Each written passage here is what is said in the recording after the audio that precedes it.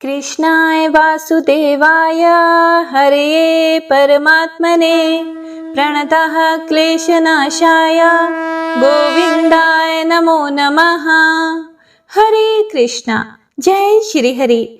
आप सभी भक्तों का दिन शुभ और मंगलमय हो।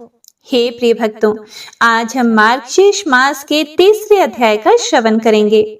आप सभी भक्तों ने कथा को सुनकर कथा के प्रति जो प्रेम और आशीर्वाद दिया, वह स्वयं श्री हरि की कृपा का प्रत्यक्ष प्रमाण है। आपके हर शब्द, हर कमेंट में, हर भाव में भक्ति की सुगंध बसी है। भगवान श्री कृष्ण और राधा रानी आप सबके जीवन में वही मधुरता, वही प्रेम और वही प्रकाश सदा बनाए रखें। हे प्रिय भक्तों, यह मार्गशीर्ष मास हमें प्रतिदिन एक नई सीख देता है। कभी यह हमें विनम्रता का पाठ पढ़ाता है, तो कभी ज्ञान और सेवा की राह दिखाता है। हर प्रभात एक नई भक्ति यात्रा लेकर आता है, जिसका लक्ष्य है भगवान माधव के चरणों में आत्मसमर्पण। जिस हृदय में भक्ति का दीप जलता है, वहां ज्ञान का अंधकार टिक नहीं सकता। आज तृतीय दिवस की इस कथा में भी हम प्रभु की कृपा और उनके अद्भुत लीलामृत का रसपान करेंगे।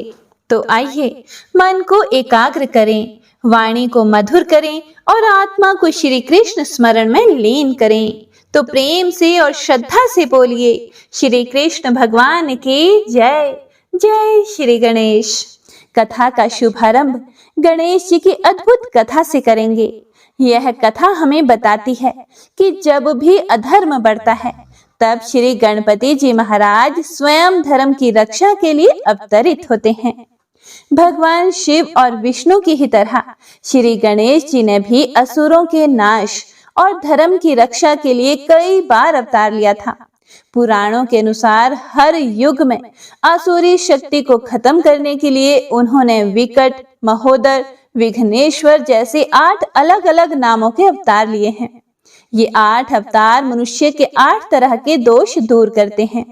इन 8 दोषों का नाम काम, क्रोध, मद, लोभ, ईर्ष्या, मोह, अहंकार और अज्ञान है। श्री गणेश जी ने वक्रतुंड रूप में राक्षस मत्सरासुर के पुत्रों को मारा था। ये राक्षस शिव भक्त था और उसने शिव जी की तपस्या करके वरदान पा लिया था कि उसे किसी से भी भय नहीं रहेगा।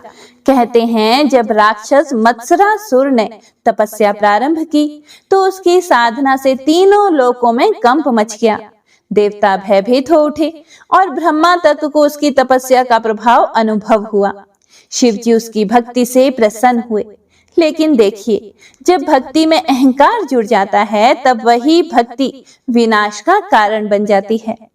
मत्सरासुर ने देवगुरु शुक्राचार्य की आज्ञा से देवताओं को प्रताड़ित करना शुरू कर दिया। उसके 2 पुत्र भी थे, सुंदर प्रिय और विष्य प्रिय। ये दोनों ही बहुत अत्याचारी थे। सारे देवता शिव की शरण में पहुंच गए और भयभीत होकर बोले, हे महादेव, हमें आपकी शरण चाहिए। केवल आप ही हमारे संकट को दूर कर सकते हैं। फिर भगवान शिव मंद मंद मुस्कुराते हुए बोले, हे देवगणों, अब आप गणेश जी का स्मरण करो। वे वक्रतुंड रूप में आकर अधर्म का अंत करेंगे। जब अधर्म अपनी सीमा पार कर देता है, तब स्वयं भगवान प्रकट होते हैं। देवताओं ने गणेश भगवान की आराधना की। तभी आकाश में गूंज उठी दिव्य ध्वनि, ओम गंग गणपतये नमः। और उसी क्षण प्रकाश का पुंज प्रकट हुआ। उसमें से वक्रतुंड गणपति अवतरित हुए। एक दंत, वक्र सूंड, दीप्तिमान नेत्र और तेज से प्रकाशित शरीर। देवता जय जयकार करने लगे, जय वक्रतुंड महाकाय, जय गणपति देव। एक और अहंकार से भरे मत्सरासुर के पुत्र सुंदर प्रिय और विष्य प्रिय, और दूसरी ओर धर्म और विनम्रता के प्रतीक वक्रतुंड गणपति। दोनों ओर से भीषण संग्राम प्रारंभ हुआ। ब्रह्मांड तक में गर्जना गूंज उठी और अंततः अधर्म का अंत हुआ और गणपति जी के एक प्रहार से राक्षस धराशायी हो गए। और गणपति ने वक्रतुंड के रूप में मत्सरासुर के दोनों पुत्रों का संहार किया और मत्सरासुर को भी पराजित कर दिया। वही मत्सरासुर बाद में गणपति जी का भक्त हो गया। इसके बाद तब श्री गणेश जी ने देवताओं को आशीर्वाद दिया कि अब तुम सब निर्भय होकर अपना कार्य करो। जब जब संकट आएगा मैं तुम्हारी रक्षा के लिए उपस्थित रहूंगा। हे प्रिय भक्तों, जिस प्रकार श्री गणेश जी ने उस समय देवताओं की रक्षा की, उसी प्रकार वे आज भी अपने भक्तों के संकट दूर करते हैं। जो सच्चे मन से गणपति जी का स्मरण करता है, उसकी हर बाधा स्वयं गणेश जी हर लेते हैं। वक्रतुंड रूप में उन्होंने अहंकार और मत्सर अर्थात ईर्ष्या का नाश किया था और यही संदेश दिया कि जब मनुष्य अपने भीतर के अहंकार को मिटा देता है, तब जीवन में सच्चा सुख और शांति आती है। हे गणपति बप्पा, जैसे आपने देवताओं की सहायता की, वैसे ही अपने भक्तों की रक्षा करते रहिए। हमारे जीवन से अहंकार, ईर्ष्या और विषय की आसक्ति मिटाइए और हमें सद्बुद्धि, विवेक और विनम्रता प्रदान कीजिए। आपकी कृपा से ही हर कार्य सिद्ध होता है। आप विघ्न हरता हैं, मंगल मूर्ति हैं। आपके चरणों में ही हमारे जीवन का कल्याण है। आज हम सब वक्रतुंड गणपति के चरणों में प्रार्थना करते हैं कि हे बप्पा, जैसे आपने देवताओं को निर्भय किया, वैसे ही हम सबके जीवन में भी भक्ति, शांति और मंगल का दीप जलाइए। तो सभी भक्तजन एक बार प्रेम से बोलिए, वक्रतुंड गणपति भगवान की जय। गणपति बप्पा मोरया, मंगल मूर्ति मोरया। हरे कृष्णा। तो आइए सुनते हैं पुण्य फल देने वाली आज की महात्म्य कथा। हे प्रिय भक्तों, महात्म्य कथा सुनने से पहले आइए सुनते हैं श्री राधा रानी के अपने गांव बरसाने की एक संत की एक सच्ची कहानी। जय श्री गणेश।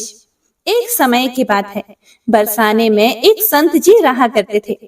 प्रतिदिन वह सुबह उठते थे, यमुना जी में स्नान करते और उसके बाद राधा रानी के दर्शन के लिए जाया करते थे। यह उनका प्रतिदिन का नियम था।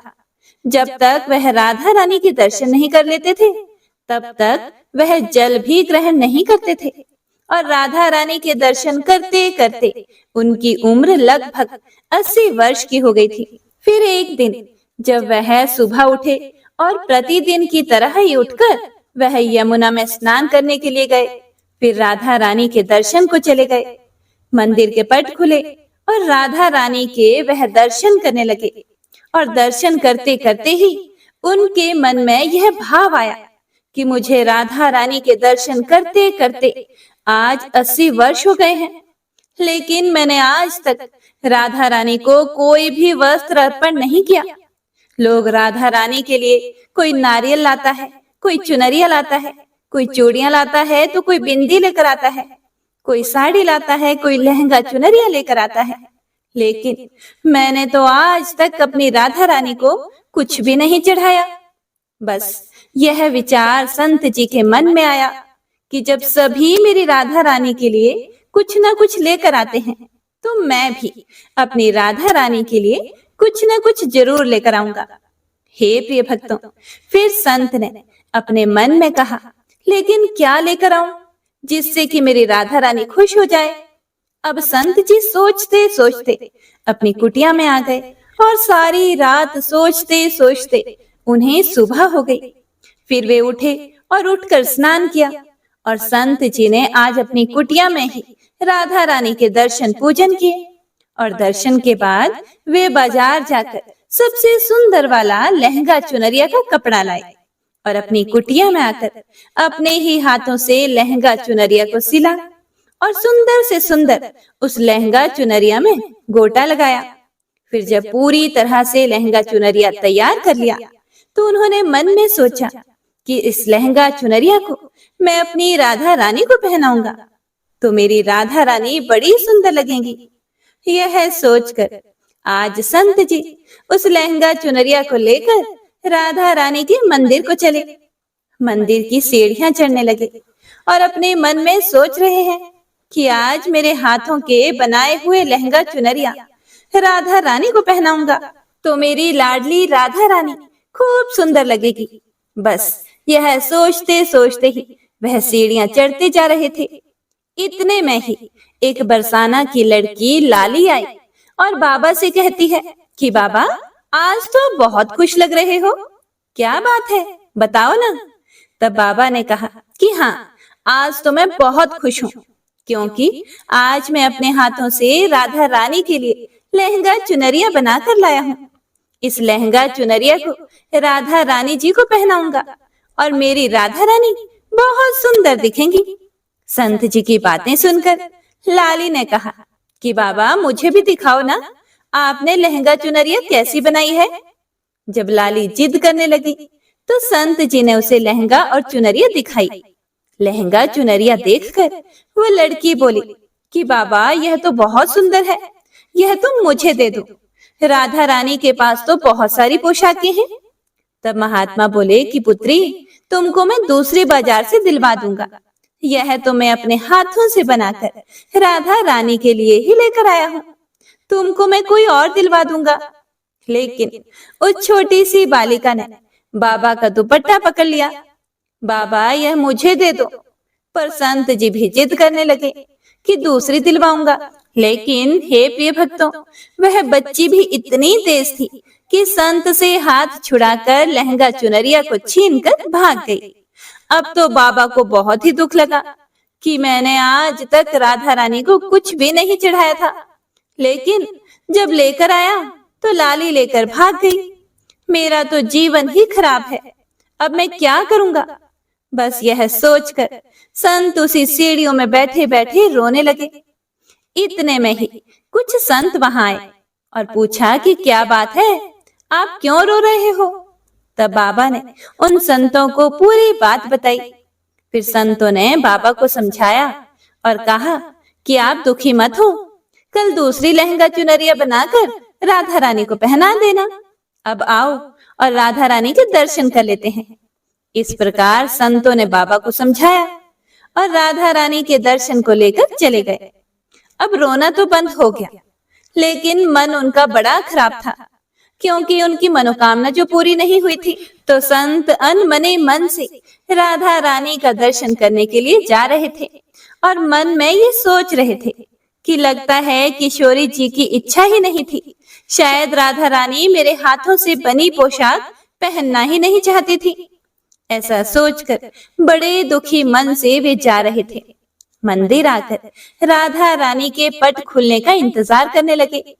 थोड़ी देर में ही मंदिर के पट खुले तो संतों ने कहा कि बाबा देखो, आज तो हमारी राधा रानी बड़ी ही सुंदर लग रही है। संतों की बात सुनकर जैसे ही बाबा ने अपना सिर उठाकर देखा तो जो लहंगा चुनरिया बाबा ने अपने हाथों से बनाया था, वही आज राधा रानी ने पहना हुआ था। अब बाबा बहुत ही खुश हो गए और राधा रानी से कहा, हे राधा रानी, आपसे इतना भी सब्र नहीं हो रहा था कि आप मेरे हाथों से मंदिर की सीढ़ियों से ही लहंगा लेकर भाग गई, ऐसा क्यों। तब सर्वेश्वरी श्री राधा रानी ने कहा कि बाबा, आपके भाव को देखकर मुझसे रहा ही नहीं गया, और यह केवल पोशाक नहीं है, इसमें आपका प्रेम है, इसीलिए तो मैं खुद ही आकर आपसे लहंगा चुनरिया छीनकर भाग गई थी। इतना सुनकर बाबा भाव विभोर हो गए और बाबा ने उसी समय किशोरी जी का धन्यवाद किया। हे प्रिय भक्तों, श्री राधा रानी जी ना सिर्फ ब्रज धाम की महारानी है, बल्कि कृष्ण के हृदय की स्वामिनी भी है। और ऐसी मान्यता है कि कृष्ण को पाने के लिए या उनकी कृपा को प्राप्त करने के लिए राधा नाम की धुन ही काफी है। राधा रानी के जाप से मनुष्य को श्री कृष्ण का विशेष आशीर्वाद भी मिल जाता है और श्री राधा रानी की कृपा भी उसे प्राप्त हो जाती है। तो एक बार प्रेम से बोलिए, राधा रानी सरकार की जय। आइए अब गजेंद्र मोक्ष स्तोत्र का पाठ करते हैं।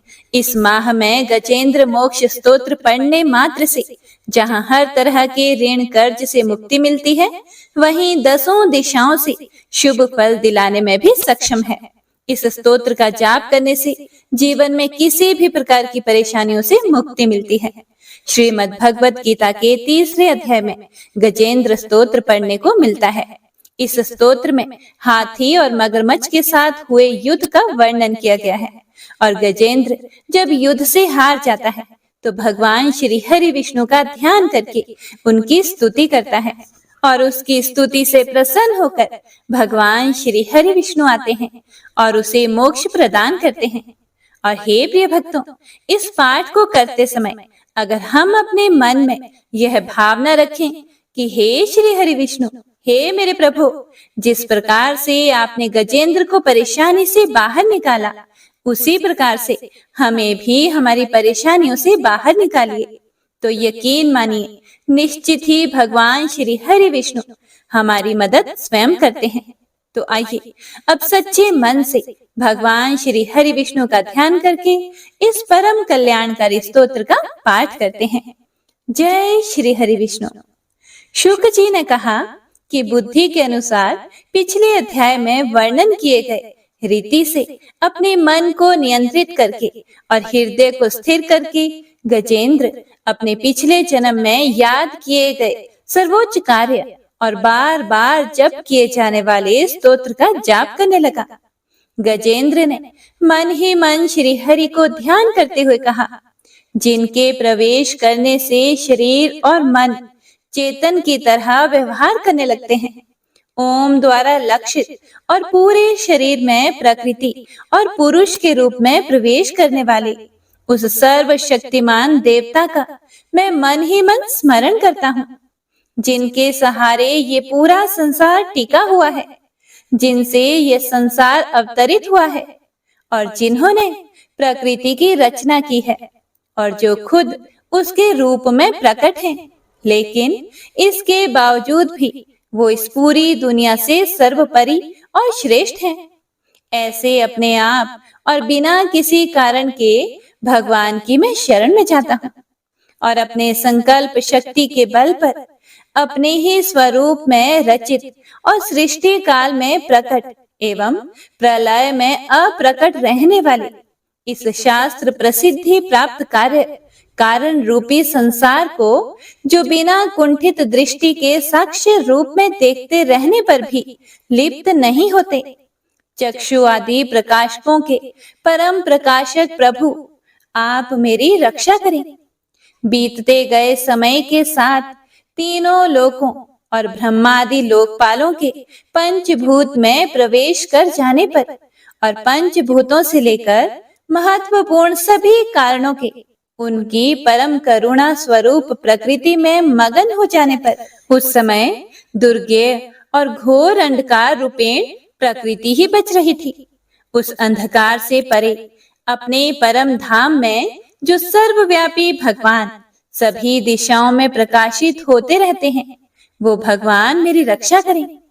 विभिन्न नाट्य रूपों में अभिनय करने वाले और उस अभिनेता के वास्तविक स्वरूप को जिस प्रकार से साधारण लोग भी नहीं जान पाते, उसी तरह से सत्व प्रधान देवता और महर्षि भी जिनके स्वरूप को नहीं जान पाते, ऐसे में कोई साधारण प्राणी उनका वर्णन कैसे कर सकता है।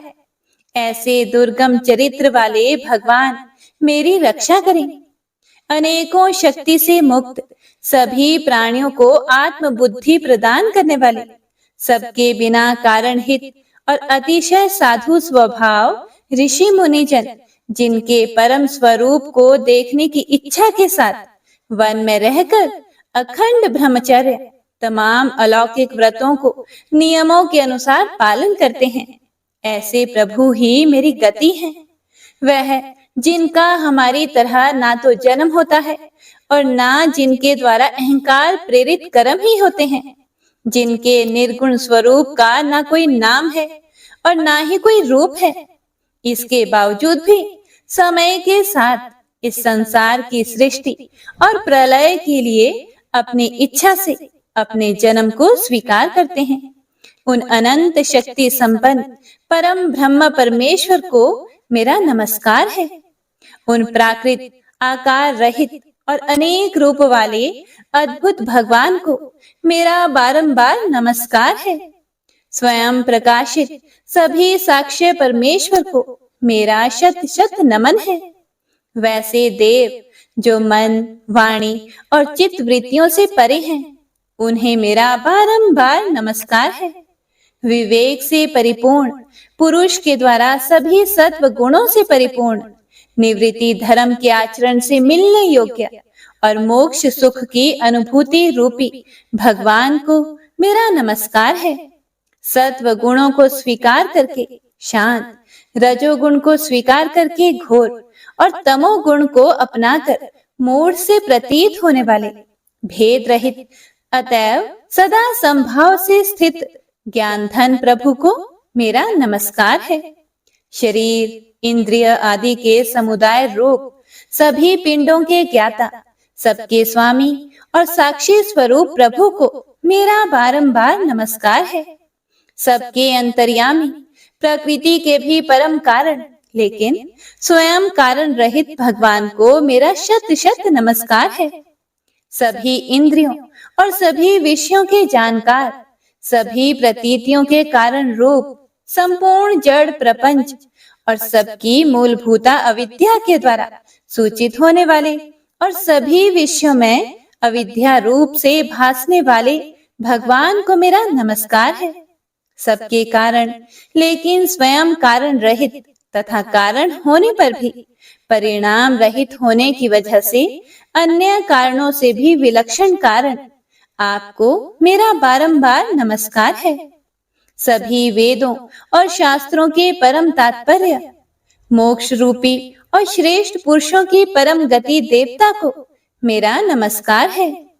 वह जो त्रिगुण रूपों में छिपी हुई ज्ञान रूपी अग्नि है, वैसे गुणों में हलचल होने पर जिनके मन में संसार को रचने की वृत्ति उत्पन्न हो उठती हो और जो आत्मा तत्व की भावना के द्वारा विधि निषेध रूप शास्त्र से भी ऊपर उठे हों, जो महाज्ञानी महात्माओं में स्वयं प्रकाशित हो रहे हैं, ऐसे भगवान को मेरा नमस्कार है। मेरे जैसे शरणागत पशु के समान जीवों की अविद्या रूप फांसी को पूर्ण रूप से काट देने वाले परम दयालु और दया करने में कभी भी आलस्य नहीं करने वाले भगवान को मेरा नमस्कार है।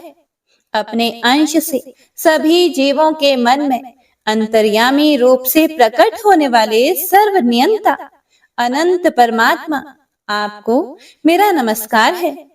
जो शरीर, पुत्र, मित्र, घर और संपत्ति सहित कुटुंबियों में अशक्त लोगों के द्वारा कठिनाई से मिलते हों और मुक्त पुरुषों के द्वारा अपने हृदय में निरंतर चिंतित ज्ञान स्वरूप सर्व समर्थ परमेश्वर को मेरा नमस्कार है।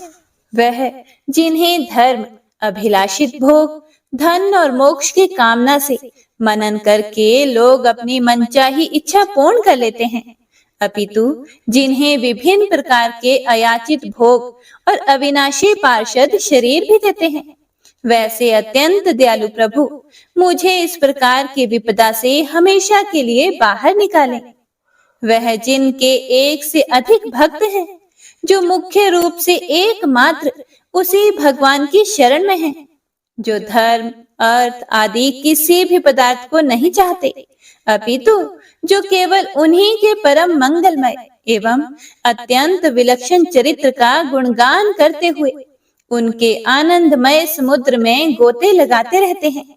उन अविनाशी, सर्वव्यापी, सर्वमान्य ब्रह्मादि के भी नियामक, अभक्तों के लिए भी हमेशा प्रकट होने वाले, भक्ति योग द्वारा प्राप्त अत्यंत निकट होने पर भी माया के कारण अत्यंत दूर महसूस होने वाले, इंद्रियों के द्वारा अगम्य और अत्यंत दुर्विज्ञ, अंत रहित लेकिन सभी के आदि कारक और सभी तरफ से परिपूर्ण उन प्रभु की मैं स्तुति करता हूँ।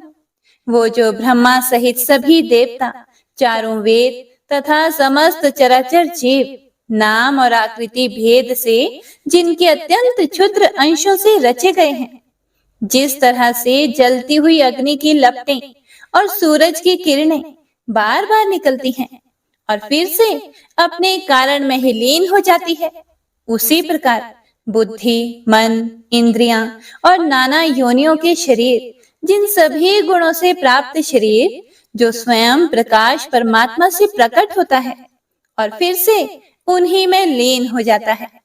वह है प्रभु जो ना तो देवता है, ना असुर, ना मनुष्य है और ना ही मनुष्य से नीचे किसी अन्य योनि के प्राणी।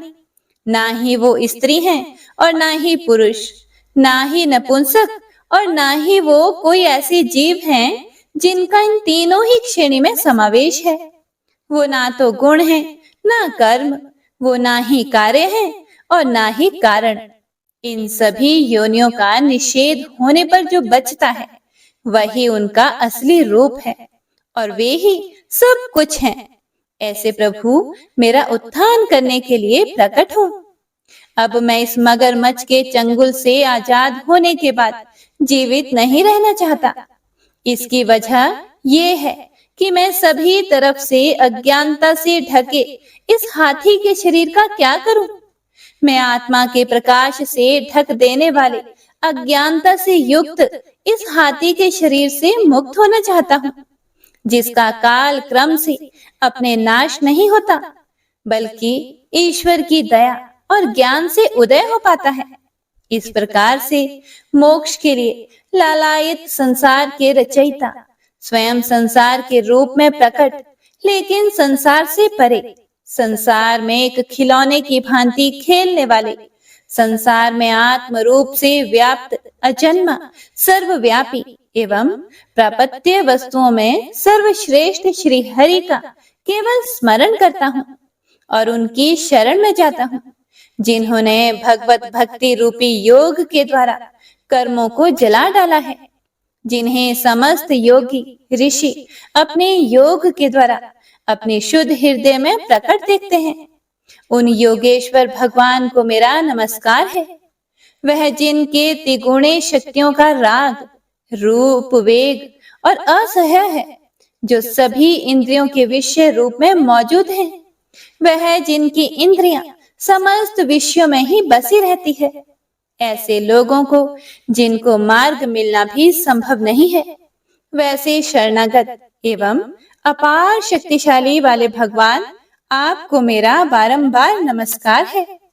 जिनकी अविद्या नाम के शक्ति के कार्य रूप अहंकार से ढके हुए हैं, वह जिनके रूप को जीव समझ नहीं पाते हैं, ऐसे अपार महिमा वाले भगवान की मैं शरण लेता हूँ। हे प्रिय भक्तों, श्री सुखदेव जी कहते हैं कि वह जिसने पूर्व प्रकार से भगवान के भेद रहित सभी निराकार रूप का वर्णन किया था, उस गजराज के करीब जब ब्रह्मा आदि अन्य कोई भी देवता नहीं आए, जो अपने विभिन्न प्रकार के विशेष विग्रहों को ही अपना रूप मानते हैं, ऐसे में साक्षात विष्णु जी, जो सभी के आत्मा होने के कारण सभी देवताओं के रूप हैं, तब वह वहां पर प्रकट हुए।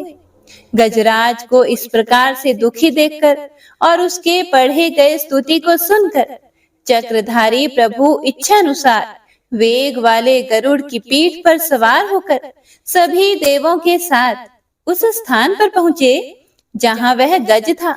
गज अर्थात हाथी था। सरोवर के अंदर महाबलशाली मगरमच्छ द्वारा जकड़े और दुखी उस हाथी ने आसमान में गरुड़ की पीठ पर बैठे और हाथों में चक्र लिए भगवान श्री हरि विष्णु को आते हुए जब देखा, तो वह अपनी सूंड में पहले से ही उनकी पूजा के लिए रखे कमल के फूल को श्री हरि पर बरसाते हुए कहने लगा, सर्व पूज्य भगवान श्री हरि नारायण, आपको मेरा प्रणाम है। सर्व पूज्य भगवान श्री हरि, आपको मेरा नमस्कार है। लाचार हाथी को पीड़ित देखकर श्री हरि विष्णु गरुड़ से नीचे उतरकर सरोवर में उतर आए और वह दया से प्रेरित होकर ग्राह सहित उस गज को तुरंत ही सरोवर से बाहर निकाल आए और देवताओं के देखते ही देखते अपने चक्र से मगरमच्छ के गर्दन को काट दिया और हाथी को उस पीड़ा से बाहर निकाल लिया। तो इसी के साथ गजेंद्र मोक्ष स्तोत्र संपूर्ण हुआ। तो सभी एक बार प्रेम से बोलिए, भगवान श्री हरि विष्णु की जय। हे प्रिय भक्तों, तो आइए अब सुनते हैं आज की महात्म्य कथा। जय श्री हरि विष्णु। हे प्रिय भक्तों, आज की कथा में माता पार्वती भगवान शिव से पूछ रही हैं कि हे प्रभु, अन्य कृतघ्नों को जिस जिस फल की प्राप्ति होती है उसके विषय में उन वेद वेदांत के पारंगत विद्वानों ने क्या कहा। हे प्रिय भक्तों, देवी पार्वती की यह बात सुनकर श्री महेश्वर बोले, हे प्रिय, राजेंद्र सुयज्ञ के प्रश्न करने पर उन सभी मुनियों में महान ऋषि नारायण ने प्रवचन देना आरंभ कर दिया। नारायण ने कहा कि हे राजन, जो अपनी या दूसरों की दी हुई ब्राह्मण वृत्ति का अपहरण करता है उसे कृतघ्न समझना चाहिए। उससे जो फल मिलता है आप उसको भी सुनो।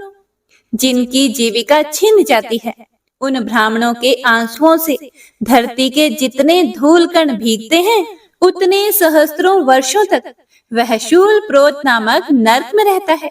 दहकते हुए अंगार उसे खाने को मिलते हैं और उठाया हुआ मूत्र पीने को मिलता है और तपे हुए अंगारों की शैया पर उसे सोना पड़ता है और उठने का प्रयास करने पर यमराज के दूत उन्हें मारते पीटते हैं। उस नरक यातना के अंत में वे महापापी जीव भारतवर्ष में विष्ठा का कीड़ा हो जाता है। उस योनि में उसे देवता के वर्ष से 60,000 वर्षों तक रहना पड़ता है। फिर वह मानव भूमिहीन, संतानहीन, दरिद्र, रोगी और शूद्र हो जाता है। उसके बाद उसकी शुद्धि हो पाती है। नारद जी बोले, जो नराधम अपनी या पराई कीर्ति का हनन करता है वह कृतघ्न कहा जाता है। अब उसको मिलने वाले फल का वर्णन कहता हूँ, सुनो। हे राजन, वह अत्यंत दीर्घ काल तक अंधकूप नामक नरक में निवास करता है। उसमें स्रोते जैसे कीड़े उसे सदा काटते और खाते रहते हैं। वह पापी वहां तपाया हुआ खारा पानी पीता और खाता है। फिर 7 जन्मों तक सर्प और 5 जन्मों तक कौवा होने के बाद वह शूद्र होता है। देवल ने कहा, जो भारतवर्ष में ब्राह्मण, गुरु अथवा देवताओं के धन का अपहरण करता है उसे तो महान पापी और कृतघ्न समझना चाहिए। वह बहुत लंबे समय तक औटौद नामक नरक में निवास करता है। वह फिर शराबी और शूद्र होता है। उसके बाद उसकी शुद्धि होती है। जागेशव्य बोले, जो पिता, माता या फिर गुरु के प्रति शक्ति से हीन होकर उनका पालन नहीं करता, उल्टे अपनी वाणी से उन्हें परेशान करता है, उन्हें सताता है, उसे भी कृतघ्न कहा गया है। जो कुलटा नारी प्रतिदिन अपने कड़वे वचनों द्वारा अपने पति को ताने मारती है या फिर फटकारती है वो कृतघ्नी कही गई है। भारतवर्ष में तो वह बहुत ही पापिनी है। कृतघ्न पुरुष हो या महिला, दोनों वही कुंड नामक महान घोर नरक में जा पड़ते हैं। वहां बहुत लंबे समय तक वे अग्नि में ही वास करते हैं। फिर 7 जन्मों तक जोंक बनकर वह शुद्ध हो पाते हैं। वाल्मीकि ने कहा कि हे राजन, जैसे सभी तर्वों में सर्वत्र वृक्षत्व है, कहीं भी वृक्षत्व का त्याग नहीं है, उसी तरह संपूर्ण पापों में कृतघ्नता सबसे बड़ा पाप है।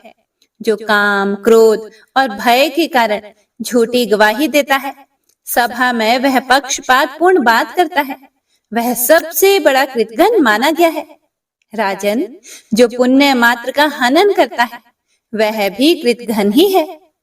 जो भारतवर्ष में झूठी गवाही देता है या पक्षपात पूर्ण बात करता है वह निश्चय ही बहुत लंबे समय तक सर्प कुंड में निवास करता है। सदा उसके शरीर में सांप लिपटे रहते हैं।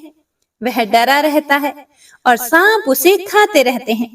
यमदूतों की मार पड़ने पर वह सांपों का मलमूत्र खाने को विवश हो जाता है और फिर भारत में 7 जन्मों तक वह अपनी 7 पीढ़ी के पूर्वजों सहित गिरगिट और मेंढक बनता है और उसके बाद विशाल वन में सेमल का वृक्ष बनता है। फिर गूंगा मनुष्य और शूद्र होकर वह शुद्धि लाभ करता है। आगे आस्तिक मुनि बोले कि गुरु पत्नी गमन करने पर मानव मात्रगामी समझा जाता है। मात्र गमन करने पर मनुष्य के लिए प्रायश्चित नहीं मिलता। हे राजन, भारतवर्ष में मातृगामी पुरुषों को जो दोष प्राप्त होता है वह शूद्रों को ब्राह्मणी के साथ समागम करने पर लगता है। अगर ब्राह्मणी शूद्र के साथ संबंध बनाए तो उसे भी उतना ही दोष लगता है। कन्या, पुत्रवधू, सास, गर्भवती भौजाई और भगिनी के साथ समागम करने पर भी वैसा ही दोष लगता है। राजन, अब ब्रह्मा जी के बताए अनुसार दोष का निरूपण भी करूंगा। ध्यान से सुनो। जो महापापी मानव इन सब के साथ संबंध बनाता है, वह जीते जी ही मृतक के समान हो जाता है, चांडाल और अछूता माना जाता है। उसे सूर्य मंडल के दर्शन का भी अधिकार नहीं होता। वह शालिग्राम जी का, उनके चरणामृत का, तुलसी दल मिश्रित जल का, संपूर्ण तीर्थ जल का और ब्राह्मण के चरणों तक का स्पर्श भी नहीं कर सकता। वह पापी मनुष्य विष्ठा के समान घृणित होता है। उसे देवता, गुरु और ब्राह्मण को नमस्कार करने तक का भी अधिकार नहीं रह जाता। उसका जल मूत्र से भी अधिक अपवित्र होता है। भारतवर्ष में पृथ्वी उसके भार से दब जाती है। वह उसके बोझ को ढोने में असमर्थ हो जाती है। बेटी बेचने वाले पापी की तरह गुरु पत्नी गामी के पाप से भी सारा देश पापी हो जाता है। उसके स्पर्श से, उसके साथ बात करने से, सोने से, एक स्थान में रहने और साथ साथ भोजन करने से मनुष्यों को भी पाप लगता है। वह कुंभी पाक में निवास करता है। वहां उसे दिन रात अविराम गति से चक्री की तरह घूमना पड़ता है। वह आग की लपटों से जलता हुआ उस नरक में यमदूतों द्वारा पीटा मारा जाता है। इस प्रकार वह महापापी हर दिन नरक की यातना भोगता है। घोर प्राकृतिक महाप्रलय बीतने पर जब फिर से सृष्टि का आरंभ होता है, तो वह फिर वैसा ही हो जाता है। नरक यातना के बाद हजारों वर्षों तक उसे विष्ठा का कीड़ा होना पड़ता है। इसके बाद वह पत्नीहीन, नपुंसक और चांडाल हो जाता है और फिर 7 जन्मों तक गलित कोढ़ से युक्त शूद्र और नपुंसक होना पड़ता है। इसके बाद वह कोढ़ी, अंधा और नपुंसक ब्राह्मण होता है। फिर 7 जन्म धारण करने के बाद उस महापापी की शुद्धि हो पाती है। हे प्रिय भक्तों, आगे मुनि बोले कि हे राजन, इस प्रकार हमने शास्त्र के अनुसार सभी बातें बताई। हे राजन, तुम इन विप्रवरों को प्रणाम करो, जिन्होंने तुम्हें श्राप दिया है, और निश्चय ही इन्हें अपने घर को लौटाकर वापस ले चलो। वहां यत्न पूर्वक ब्राह्मण देवता का पूजन करके इनका आशीर्वाद ग्रहण करो। हे महाराज, इसके बाद शीघ्र ही वन को जाओ और तपस्या करो। ब्राह्मण के श्राप से छुटकारा मिलने पर फिर यहाँ वापस आ जाओगे। हे प्रिय भक्तों, भगवान शिव पार्वती जी से बोले कि हे पार्वती, इतना कहकर सभी मुनि, देवता, राजा और बंधु वर्ग तुरंत ही अपने अपने स्थान को चले गए। फिर देवी पार्वती ने पूछा कि हे प्रभु, हे स्वामी, मुनि समूहों के चले जाने के बाद, मनुष्यों के कर्म फल का वर्णन सुनने के बाद, भ्रमशाप से विवल हुए राजा सुयज्ञ ने फिर क्या किया, और अतिथि ब्राह्मण ने भी क्या किया जिन्होंने राजा को श्राप दिया था? क्या वे सभी लौटकर राजा के घर में गए या नहीं? हे स्वामी, यह बताने की भी कृपा कीजिए। तब महादेव जी कहने लगे कि हे प्रिय, मुनि समूहों के चले जाने पर वे शाप ग्रस्त नरेश धर्मात्मा पुरोहित वशिष्ठ जी की आज्ञा से भूतल पर ब्राह्मण के दोनों चरणों में दंड की भांति गिर पड़ा। तब उस श्रेष्ठ ब्राह्मण ने क्रोध छोड़कर उन्हें शुभ आशीर्वाद दिया। उन ब्राह्मण को क्रोध छोड़कर मुस्कुराते हुए देखकर राजा सुयज्ञ ने अपनी आंखों से आंसू बहाते हुए दोनों हाथ जोड़ लिए और अत्यंत विनम्र भाव से आत्मसमर्पण करते हुए उनसे उनका परिचय पूछा। राजा की बात सुनकर वे मुनि श्रेष्ठ हंसने लगे। भगवान शिव माता पार्वती से बोले कि हे प्रिय, उन्होंने मेरे दिए हुए सर्व दुर्लभ परम तत्व का उन्हें उपदेश दिया। वह अतिथि ब्राह्मण बोले कि ब्रह्मा जी के पुत्र मरीचि हैं, उनके पुत्र स्वयं कश्यप जी हैं। हे राजन, कश्यप जी के प्राय सभी पुत्र मनवांछित देव भाव को प्राप्त हुए हैं। उनमें त्वष्टा बड़े ज्ञानी हुए। उन्होंने सहस्त्रों वर्षों तक पुष्कर में परम दुष्कर तपस्या की थी। ब्राह्मण पुत्र की प्राप्ति के लिए देवादिदेव परमात्मा श्री हरि की आराधना की, तब भगवान नारायण से उन्हें एक तेजस्वी ब्राह्मण पुत्र वरदान के रूप में प्राप्त हुआ। वह पुत्र तपस्या के धनी, तेजस्वी, विश्वरूप के नाम से प्रसिद्ध हुआ। एक समय बृहस्पति जी देवराज के प्रति कुपित होकर जब कहीं और चले गए, तब इंद्र ने विश्वरूप को ही अपना पुरोहित बनाया था। विश्वरूप एक तपस्वी ब्राह्मण थे, लेकिन उनकी माता दैत्य कुल से थी, इसीलिए उनके मन में दैत्यों के प्रति भी स्नेह था। जब विश्वरूप देवताओं का यज्ञ कर रहे थे, उन्होंने छिपकर दैत्यों के लिए भी घी की आहुति देना शुरू कर दी। इससे दैत्यों को शक्ति मिलने लगी, जिसे देवताओं की शक्ति धीरे धीरे घटने लगी। जब देवराज इंद्र को इस बात का पता चला, तो उन्होंने अपनी माता की आज्ञा लेकर ब्राह्मण विश्वरूप के मस्तक काट डाले। हे राजन, विश्वरूप के पुत्र विरूप हुए, जो मेरे पिता हैं। मैं उनका पुत्र सुतप्पा हूँ। मेरा काश्यप गोत्र है और मैं वैरागी ब्राह्मण हूँ। महादेव जी मेरे गुरु हैं। उन्होंने ही मुझे विद्या, ज्ञान और मंत्र दिए हुए हैं। सर्वात्मा भगवान श्री कृष्ण मेरे इष्ट देव हैं। मैं उन्हीं के चरण कमलों का चिंतन करता हूँ। और हे राजन, और सुनो, मुझे संपत्ति के लिए भी कोई इच्छा नहीं है। राधा वल्लभ श्री कृष्ण मुझे सालोक्य, सारूप्य और सामीप्य नामक मोक्ष देते हैं, लेकिन मैं उनकी कल्याणमय सेवा के सिवा दूसरी कोई वस्तु नहीं लेता। ब्रह्मत्व और अमृतत्व को भी मैं जल में दिखाई देने वाले प्रतिबिंब की तरह मिथ्या मानता हूँ। हे राजन, भक्ति के अतिरिक्त सब कुछ मिथ्या भ्रम मात्र है, सब कुछ नश्वर है। इंद्र, मनु या सूर्य का पद भी जल में खींची हुई रेखा के समान ही मिथ्या है। मैं उसे सत्य नहीं मानता। फिर राजा के पद को भला कौन गिनता है? हे राजन सुयज्ञ, तुम्हारे यज्ञ में मुनियों का आगमन सुनकर मेरे मन में भी यहाँ आने की लालसा हुई थी। मैंने तुम्हें विष्णु भक्ति की प्राप्ति कराने के लिए ही यहाँ आने का निश्चय किया था। इस समय मैंने तुम पर केवल अनुग्रह किया, तुम्हें शाप नहीं दिया। तुम एक भयानक गहरे भवसागर में गिर गए, मैंने तो बस तुम्हारा उद्धार किया है। केवल जल में तीर्थ ही तीर्थ नहीं है, भगवान के भक्त भी तीर्थ के समान होते हैं। मिट्टी और पत्थर के प्रतिमा रूप देवता ही देवता नहीं है, भगवान के भक्त भी देवता होते हैं। जल में तीर्थ और मिट्टी पत्थर के देवता मनुष्य को दीर्घ काल में पवित्र करते हैं, लेकिन श्री कृष्ण भक्त दर्शन देने के साथ ही पवित्र कर देते हैं।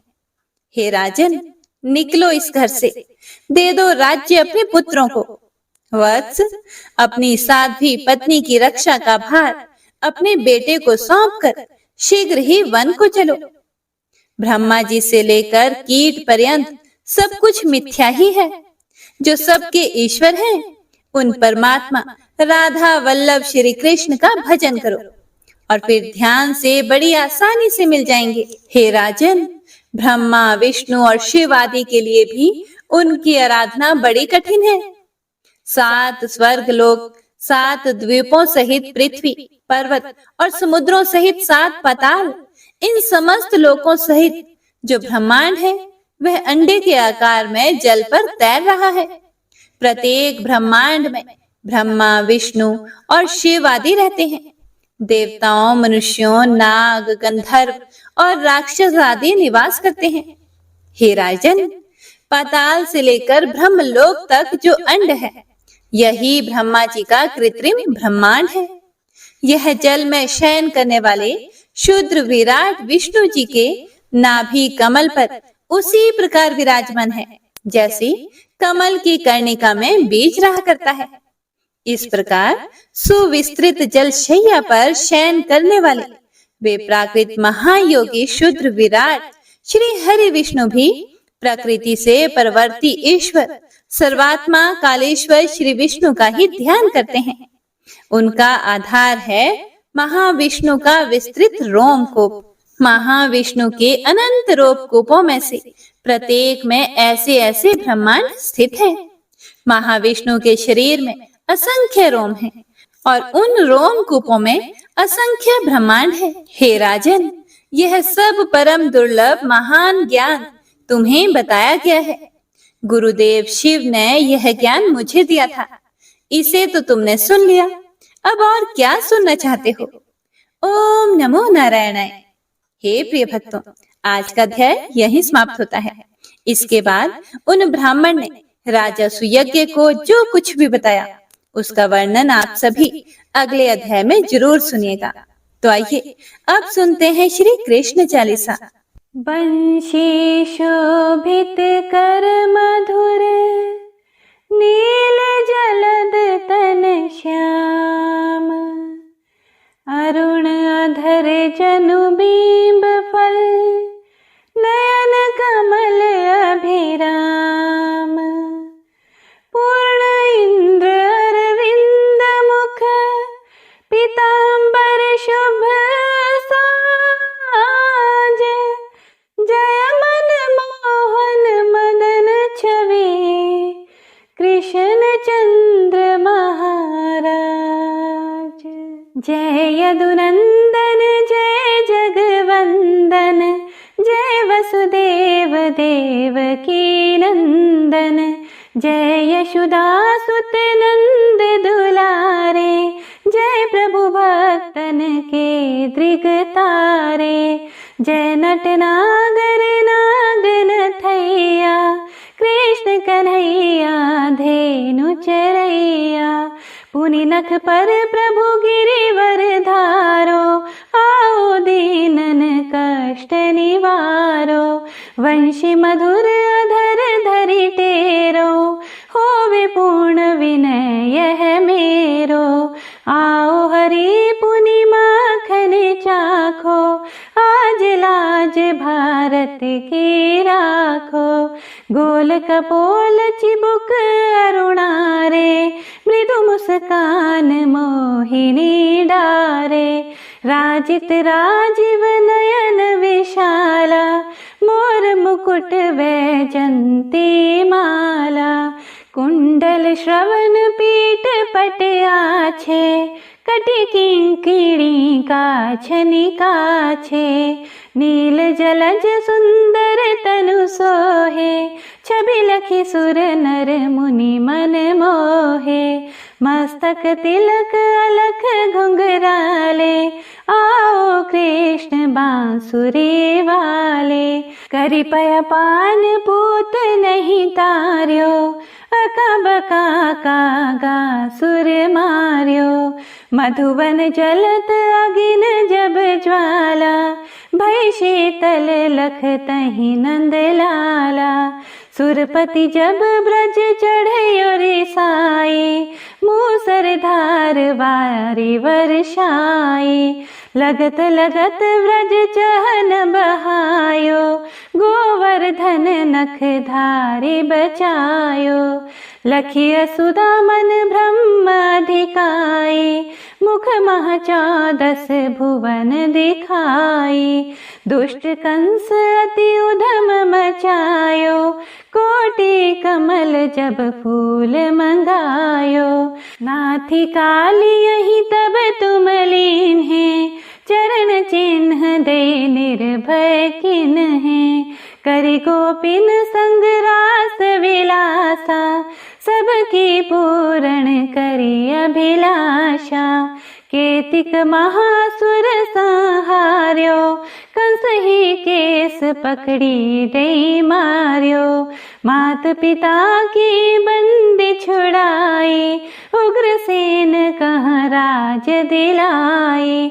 मही से मृतक छहो सुतलायो, मातु देव की शोक मिटायो, भौमासुर मुर दैत्य सहारे, लाए 18 सहस कुमारी, दैवी मही तृण चीर सहारा, जरा सिंधु राक्षस कहाँ मारा, असुर बकासुर आदिक मार्यो, भक्तन के तब कष्ट निवार्यो।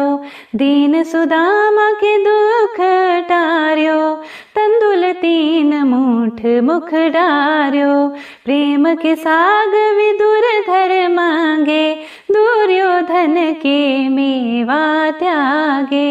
लखी प्रेम की महिमा भारी, ऐसे श्याम दीन हितकारी। भारत के पारत रथ हाके, लिए चक्र कर नहीं बलता के। निज गीता के ज्ञान सुनाए, भक्तन हृदय सुधा वर्षाए।